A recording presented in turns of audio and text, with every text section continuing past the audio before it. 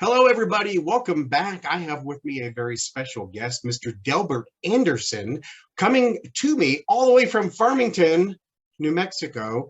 Welcome, Delbert. Thank you for joining me today. Michael, thank you. It's a pleasure.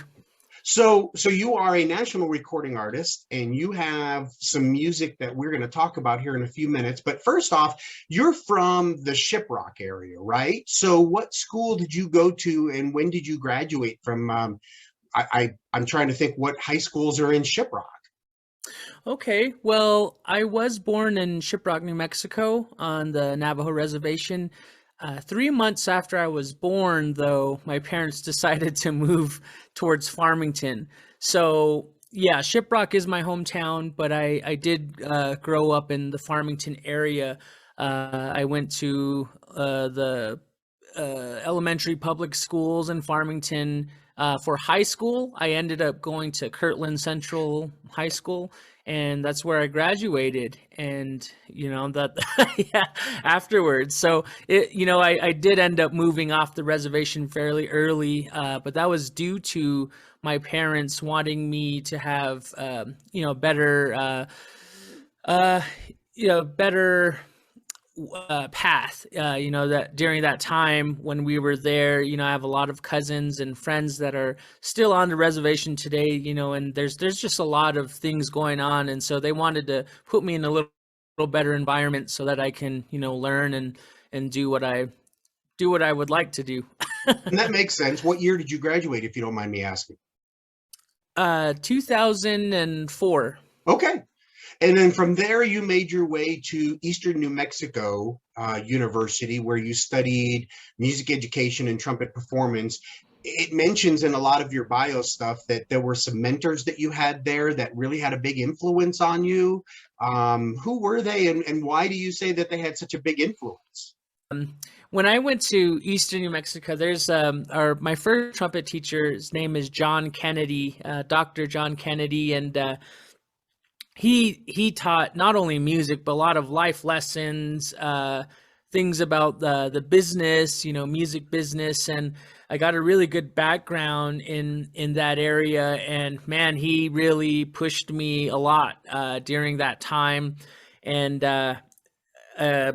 he was calling me like a sponge. He was like, man, everything I'm telling you, you're just soaking it up. So he was like, let me give you more and more. And that went on for a while. And while I was there, I started getting interested in jazz studies. And the other professor there, his name is Dr. Christopher Beatty. He was my jazz teacher. And it's so great how all of those mentors were able to teach me. Chris Beatty, for one, never told me like I'm doing something wrong. He just let me go and really experiment. And then by I'd say my senior year, then he started bringing out the rule book and saying, okay, now that you Okay. know this and that. And, he said, do you know what sounds right? Do you know what sounds wrong? And, I really appreciate him just really letting me experiment and go. And, so big shout out to Chris Beatty for all of that. And, more of I guess you could call like a life lesson teacher, is director of bands at ENMU. His name is Dustin Seifert, and he Okay. got me out of so many binds. He lectured me a lot, and I just thank him a lot for being there. We're still great friends. We're talking. We're collaborating still. He's a big supporter of myself and the group that we have. And so those are the main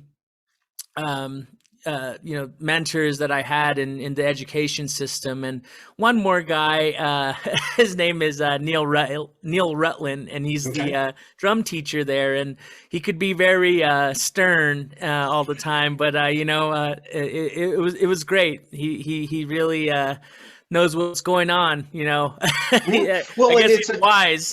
well, and you know what? I a lot of my professors from college were really, really did teach me a lot of life lessons, and that's what they're there for. And I think it's great that they were able to help you that way. So you finished school and you made your way back to Farmington. So what was the journey? How did you end up back in Farmington? And then, you're the director of jazz studies at San Juan College there. So how did you end up doing full circle and coming back to Farmington for San Juan College? Well, toward the end of my years at ENMU, I actually had a family, and that family was growing. I think by my senior year, I already had two children, and at the time it's very difficult, so I had to just move instead of trying to do this separate thing, because the kids had to be cared for. They started school and all that kind of thing, and it was just harder. And so we decided to move out back to Farmington just because that's where family was. We'd realized we'd probably have a little more help there than living in Portales and trying to make it work there. So I ended up moving back, and the very first thing that I wanted to do was try to make my own group. And this was probably in about 2010 when I moved back here. And there was a lot of failures. There was a lot of bands that didn't work out. And so I started looking for jobs, like I think I came up with some programming for some charter schools, some music programs. I was trying to do lessons all the time. I think I taught at the Boys and Girls Club for, a year or two. Like, I was really just trying to find something. Trying to find something to make ends meet. And really, nothing was really sticking. And even bands, they, I would be the only one that shows up for rehearsal, and then there was no one there. And I'm like, man, what's going on here? And so it was pretty rough. And then finally in 2013, I met two individuals at the community college. And so we started to play together, and I kind of found this little clique of guys who like jazz and, are doing jazz combo stuff, and kind of got involved with that. And then reached out to, Mike McLuhan, bass player, and Nicholas Lucero, the drummer, and asked if they wanted to create a band. And still at that time, we were thinking like we wanted a big 8-piece group and, a big band kind of thing. And again, just the three of us were at rehearsal. So that went on for a while, a few months actually. And then finally, it was at a rehearsal where it was just the three of us. And we got the idea of like, well, if no one's showing up, why don't we just try something with us three? And so and I had, mentioned to the band, like, Sonny Rollins, Joshua Redmond, they all do this trio thing, and there's no chordal instrument. And so that's when we began to experiment with jazz standards. And for the first 2-3 days, I think it might have been more than that, maybe like a week or so, we quickly decided that we don't want to be a jazz, straight up standard jazz combo, because we were like, there's so many of those all over the world. How are we gonna outshine, or what's our product? What's our unique aspect of this group? And so, we went home, and I told everyone, let's kind of dig deeper in ourselves. What do we want to bring to the table? And, our bass player, he's a Deadhead fan, so he loved jam. So he was like, I want to jam, man. And Nicholas Lucero was, he liked like Latin funk type grooves. And so he was like, I want to bring that. And then myself, I was already kind of like I really love to improvise. But then something that I seen that was a little different, and things that I haven't really seen yet, was trying to pair that with indigenous culture, or with my, my indigenous background being Dene, or, Navajo. And so I started looking into that, and right away I knew there was going to be conflicts with trying to play sacred songs or trying to play certain types of the it's culturally sensitive, and I didn't want to like appropriate anything even though I'm from the culture. Yeah. So I did a little more research and found out that the Navajo spinning songs was actually a way and was created for Dene people to make new songs.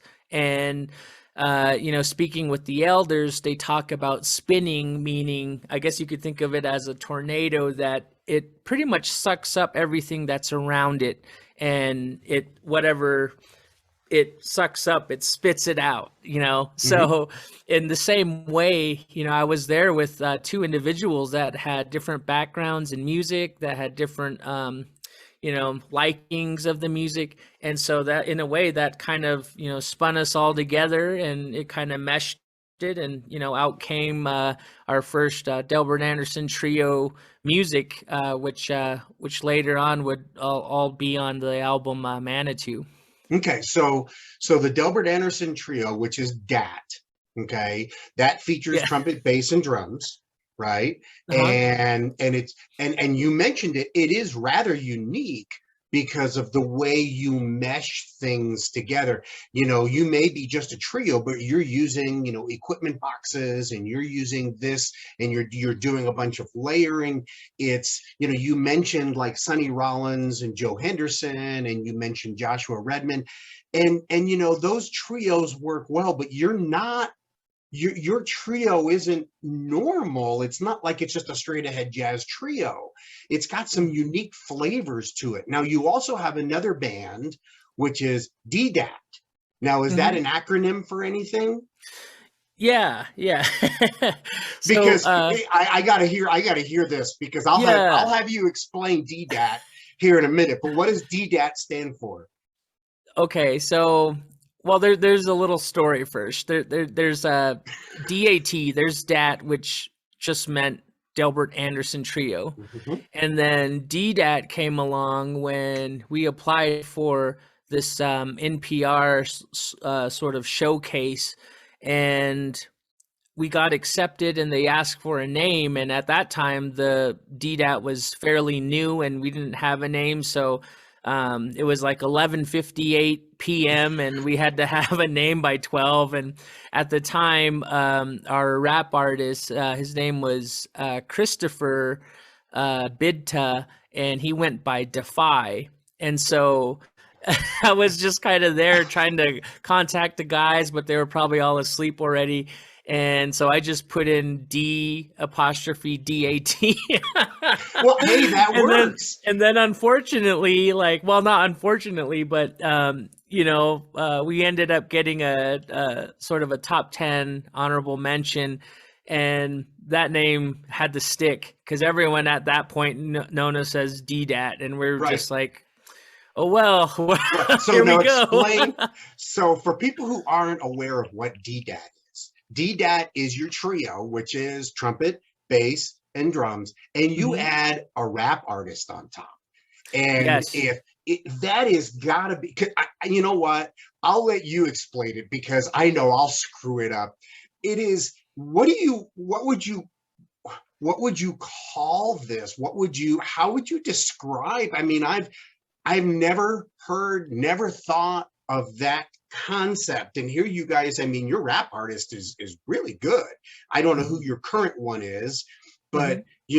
you put that with your trio, and it's like, well, this is really unique. How would you describe that music? Yeah, yeah, and our vocalist, current vocalist, his name is James Pacotis, and he's from the Colville Confederate tribes of Spokane, Washington. So he actually just joined us last May, I believe, May of 2021, and he's man, he came in and he still hasn't stopped writing and memorizing, so he's still trying to get all caught up with all the stuff we're doing. It's got jazz, it's got rap, it's got funk, it's got Latin, it's got everything, and then you're putting your spinning songs in there. I tell you what, it's almost like they need to make a new category just for DDAT, because Yeah, it's you don't want to pigeonhole it. But mhm. when you look at a lot of your reviews and you look at a lot of your that people have talked about your music, and you get this, it's got this, and this in it, and I'm like, but wait, so why can't we just call it its own category? I mean, I don't, I Yeah. I have a funny story about that because we been paired with a marketing specialist because of that specific problem. Is we didn't know how to get out our reviews or how to go about explaining our sound. And, a lot of people just right away, they'll say it's jazz because of the improvisation aspect. And the other thing is it's been called hip hop. So it's either jazz or hip hop. And but and it's not. yeah, and then when people go to the show, they're like, "Wait, this isn't jazz or this isn't hip hop." And we even went to in New York City when we performed at Flushing Town Hall there, and we did a little experiment and we told everyone with one word try to describe our music, and we put some sheets out, and it was a marketing thing. We were trying to figure out what to call ourselves. And a lot of it came back yeah, funk, jazz, hip hop. I guess there was one that just it had quotation marks and it just said music. So that was the only one Okay. we really liked, and we were like, yeah, it's just it's just music in the end. But man, when we get asked what genre, it's so hard. And when we do apply for certain music awards and things, it's very hard. I had to put other and that Yeah, kind of thing you and just can't. kind of Yeah, list everything. And it's just, yeah, it's a little confusing, and a lot of people have called it world before. However, it's not quite a world yeah, it's not vibe. really world music. It's Yeah, and it's so unique on how, like I said, it doesn't fit in a category. There is no category for it. It is just such a conglomerate of everything. And I like the way it works, because between the drummer who's laying down these really, really great grooves, and you got your upright bass player. What's his name? Who's your bass player? Mike McLuhan. Mike. So Mhm. Mike's up there, and I love it because he's up there and he's just flailing away on that bass, on that upright bass, and he's wearing this beautiful cowboy hat. I think it's awesome. I think it's great. So you Yeah. got Mike over there, and you've got your trumpet, and you've got, again, you're using. It sounds to me like you're using layers, and you're doing all these things, and then you've got your hip hop artist right up front. And I say hip hop because I don't know how else to explain him, and he's just absolutely just. I mean, there was one of the songs I was listening to, and I couldn't tell you which one, where he was going so fast I had to stop and I had to say, wait, what does he say? Because Right. it Yeah. was it was one of your, shoot, I want to say it was on one of your Meow Wolf. It was one of your videos. I think it was recorded at Meow Wolf in Santa Fe. And I truly had to go back and I had to say, what is he? I had to really think about what he was saying. And it's not, that's a genre I'm not very familiar with. I'm a Mhm, trumpet mhm. player. I like jazz. I like big band. I like classical. But when it comes to hip hop, it's like, okay, well, that's not something that I normally am involved with. And I really had to listen. But you guys groove so well together. And that's Mhm. awesome. I think that to me, I don't know how else to explain it. You guys groove. Now, I saw your performance on PBS, and you were performing with the American Pops Orchestra, and you happened to perform Stairway to Paradise. Wow, that was amazing. And I guess there's a unique story behind that you told me. It was all through Instagram. I got an Instagram message that said, "Hey, can you fly to Philly tomorrow for PBS special?" And I was like, "Is this like a Yeah, am I being punked? spam or something?" So I looked at it and I looked up the guy and I was like, no, this guy's a real dude and he's doing it. He's a conductor. His name is Luke Frazier. Mhm. And so, after that, I just told him sure. And they got me all the accommodations. And the next day, the next morning, I actually flew out and one rehearsal and then bam, we recorded the thing. It was pretty intense, I never really did anything with that high, with the high production value that we did. So it was a really unique experience, and I got to see a lot of some mega stars in the way, Absolutely. and it was really cool, speaking with like Judy Collins, and it was Leah Salonga. They Yeah. were just incredible people, and I was just like, wow, this is so cool, and to just be there and taking it all in, it was really neat. But yeah, I did record two pieces. One of the other pieces was an original Groove Warrior that I did. However, I think it was due to like time or something that Oh, it didn't bummer. quite make the show, but it's still there. And I think we're going to end up using it here because of that collaboration. The American Pops Orchestra is going to follow us on one of our tours Oh, good. in the next coming few months, 5, 6 months from now. We're doing a Bureau of Land Management national tour, and they'll be kind of following us, tagging along on that. So it was all worth it, and Okay. we'll have a lot more footage. Well, that was, like I said, it was so you showed a big range of emotion with the piece. You showed quite a bit of feeling with the improvisation. It was really amazing. Compliments to you on that. So, Thank you. so a couple of other things here. The you have four, and correct me if I'm wrong, you have four albums to your credit, right? Where are they, and how can people get their hands on them? Where can someone consume your music, so to speak?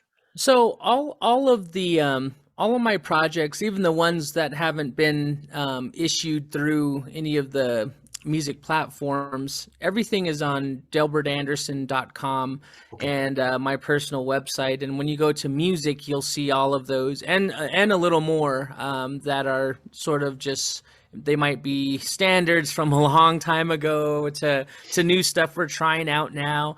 But I believe the D-Dad album and the Manitou album and the Christmas album, I believe those three are, they're on online on every music Okay. platform. So Okay. yeah, but still I think the best place to start is just going to the Okay. website.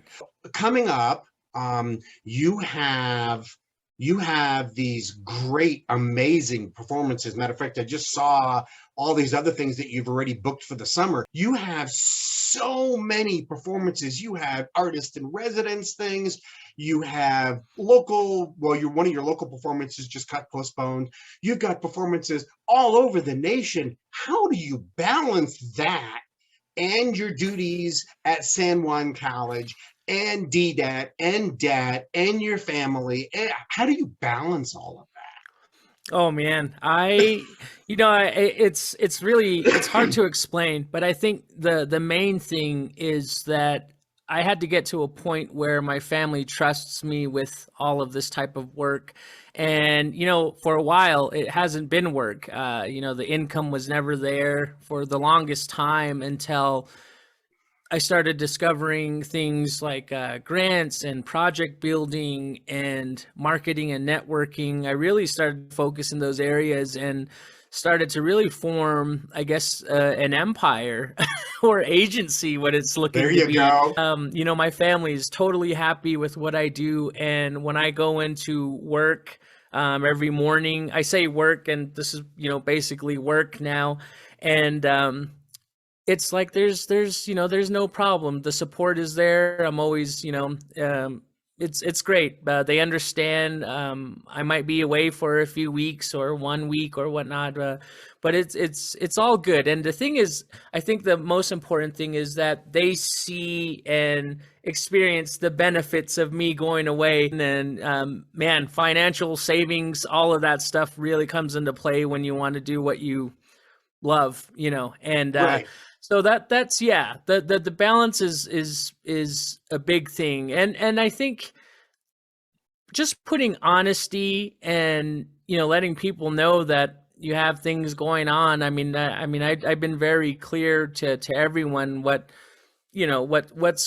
what's going on in my schedule, and once there is some type of conflict or misunderstanding, I bring it up and just quickly and try to work everything out. And that seems to be doing very, very well. Because I think there's a lot of times when people worry about, the way they look or the way they're, all this kind of stuff. So sometimes they extend the truth a little and then it later gets them in trouble. But man, it's just been all honesty here. Good. And it's been working out. I think that has to do a lot with that balance. And Yeah, I have and it does. And I agree with you wholeheartedly. It's a matter of being open and honest and transparent with the people that you love. So let me ask, I have one more question for you before we wrap this up. So you play a very unique instrument. It's a, and correct me if I'm saying it wrong, it's an Inderbinen Big Bell Custom. Yeah, I've heard people call it Inderbinen. I don't know. Okay. I don't know if that's correct. Well, I can only base it on what I'm looking at. I'm looking at the words Inderbinen. So how, I've never heard of it. I had to go and look it up. Why? How?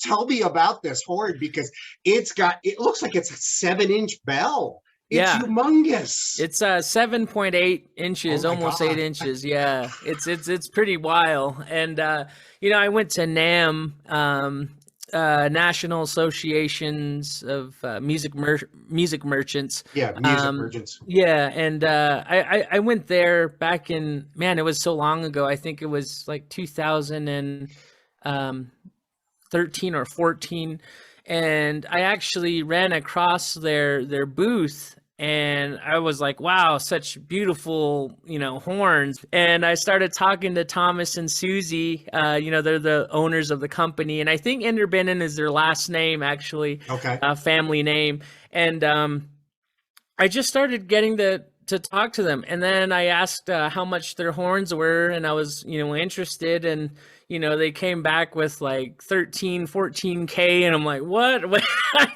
like, how am I going to afford that? And, they were like, yeah, let us know if you want us to make you a horn sometime. And, and I waited a few years. Thank you. Yeah. Okay. It took a long time. But as soon as I saved up a few funds, because I really fell in love with their horns. And actually the Big Bell was in there were two separate horns. They just had a Big Bell that had a 4-valve casing, which was their true Inderbinen Big Bell. Then they had another trumpet called, I think it was called the Onyx or Inox. I can't remember the name, but okay. I really loved how both of those instruments played, they played. And I was really impressed with just how comfortable it was. It has a lot of weight to it, so I really like weight, and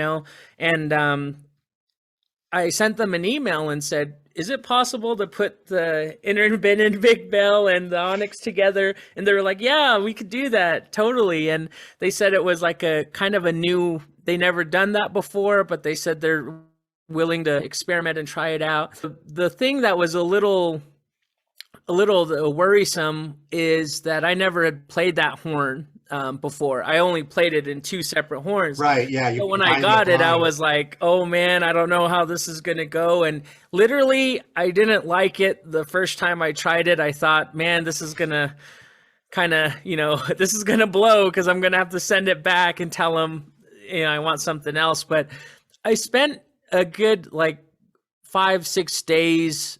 I just started to really play like really soft, long tones, and actually just kept doing that. And then all of a sudden I started to have this really I found that I can change my tone a lot on it if I wanted to. And some trumpets are very hard to like have that tone range of, Mhm. but I can make it sound very bright, very sizzle. At the same time, I can make it sound very mellow, like a flugelhorn. And so I kind of looked at that as like, wow, this could be, interesting. And I kind of thought of our band makeup kind of being weird already, and I was like, well, why Why not add not? another thing to it? So yeah, I actually was playing earlier, but yeah, It's such a beautiful horn, and it's and all like I said, as you said, it's got such a unique sound. Is that a tunable bell? Is that what that is? yeah, you Okay. could get different bells on there. Okay. And So yeah, it's interchangeable.